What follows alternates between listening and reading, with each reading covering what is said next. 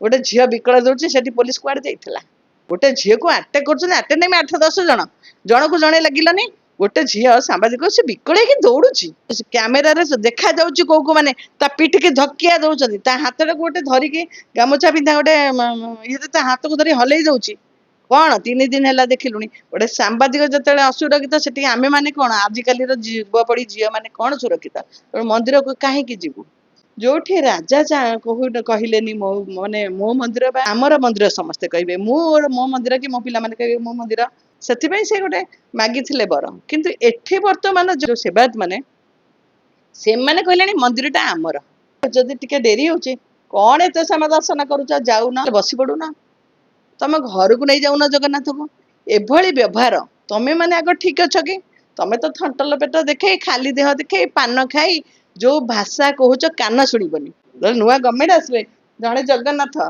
जड़े उपमुख्यमंत्री हेले बलभद्र आउ जड़े हेले सुभद्रा खाली ना को निजे निजे सब जगन्नाथ बलभद्र सुभद्रा हो गला किंतु गोटे सुभद्रा बड़ दांडे दौड़ी विकल होगी कौ जगन्नाथ ना देखिए बलभद्र ना श्रीमंदिर जो सांबादिका एमती आक्रमण करवा 15 जन सेवायत जीवन मारिदेवा नहीं भी धमक दौरान पुलिस ताबाद भी चुप रोचे शुणु आगुरी कही कहीं कौन सरकार आगर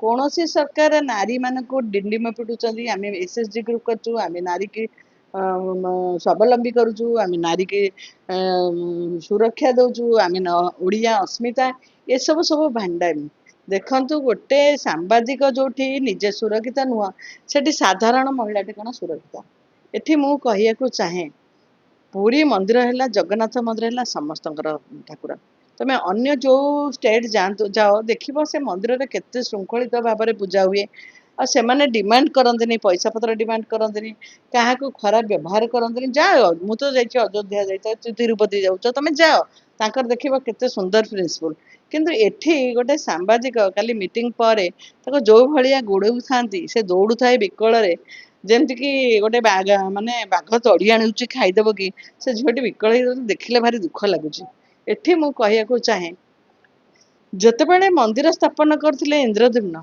सेतेबले भगवान तांको दर्शन देइथिले भगवान कहते कौन मागुच इंद्रद्युम्न माग प्रतिष्ठा करते से कही जे मोर प्रभु मत पुआ देवेनि जी भी राजा हूँ देखो कहार पुआ हुए पुआ देवेनि कहीं पुआ देले भाग बांटे से कह मो मो मंदिर से कह मो मंदिर 2टा हम कि 3टा हम पुआ तेणु जो मैंने राजा हे कहार से पुआ हुए कहीं अधिकार जतेवा से राणी को पचारे कौन गुंडीचा माँ को पचारे कौन तुम दरकार नाई राजा तो सब मागिदे मोर कौन दरकार मोर तो पुआ हेनी तमें मोर पुआ हम तेणु से 10 दिन गुंडीचा मंदिर को पुआ होकी जाती तेणु एठी है जो राजा कहले मो माने मो मंदिर बा काले अहंकार आसो काले गर्व आसो काले मंदिर बोली मोर गोटे आसो मो शब्द मु नुहे आमे माने आमर मंदिर समस्ते कहे मो मंदिर कि मो पिला माने कहे मो मंदिर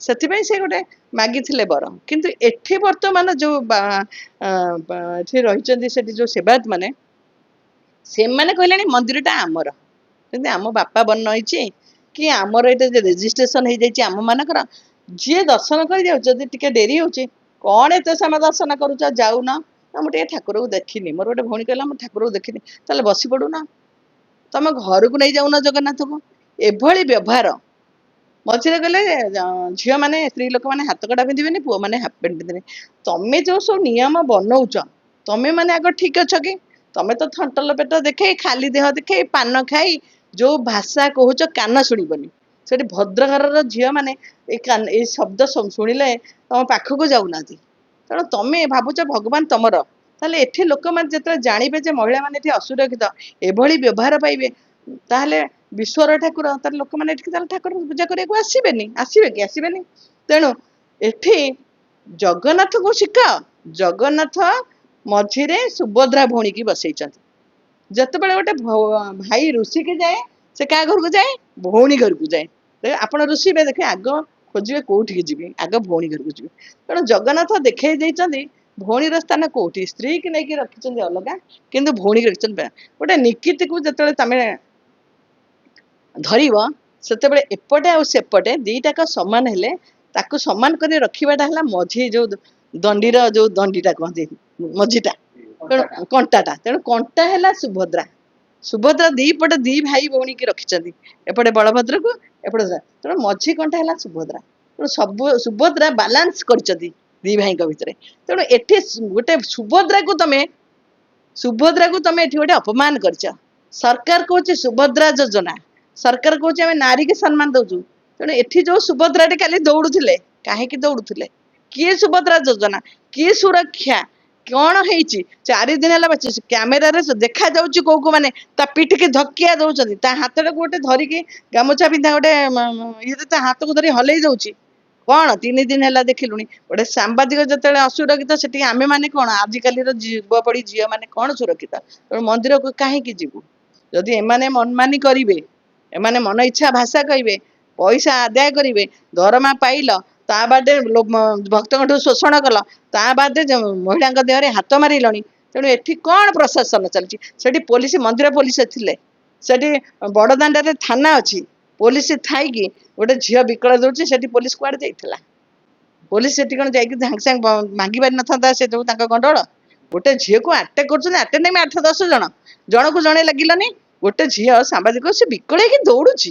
ତେଣୁ 4 ଦିନ ହେଲା ହଉଛି କଣ?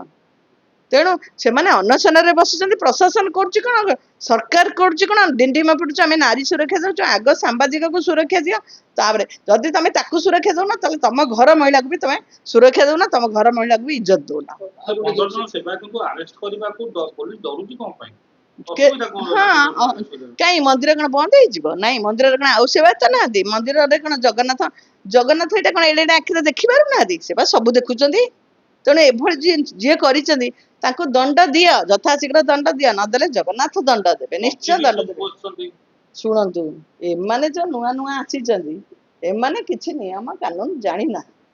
ଏମାନେ ଯଦି ଏମାନଙ୍କ କଥା ପୋଲିସ ଶୁଣୁନି, ଯଦି ପୋଲିସ ଶୁଣୁଥାନ୍ତା ସେ ବା ଗୋଟେ ଦିନରେ ଆରେଷ୍ଟ ହେଇଥାନ୍ତା। ଭୁବନେଶ୍ୱରରେ ଯେତେବେଳେ ଯାହା ହଉଛି ସାଙ୍ଗେ ସାଙ୍ଗେ ଆରେଷ୍ଟ ହଉଛନ୍ତି ନା ନାଇଁ? ଗୋଟେ ମହିଳା ଉପରେ ଯେକୌଣସି ଇସ୍ୟୁ ହଉଛି, ଗୋଟେ ଝିଅକୁ କାଲି ଚୁଟି ଝିଙ୍କିକି ବାଡେଇଲା, କି ଗୋଟେ ଝିଅକୁ ତଡ଼ି ତଡ଼ି ଏଠି ଗୋଟେ କଣ ହେଉଛି, ସାଙ୍ଗେ ସାଙ୍ଗେ ପୋଲିସ ଆକ୍ସନ ନଉଛି।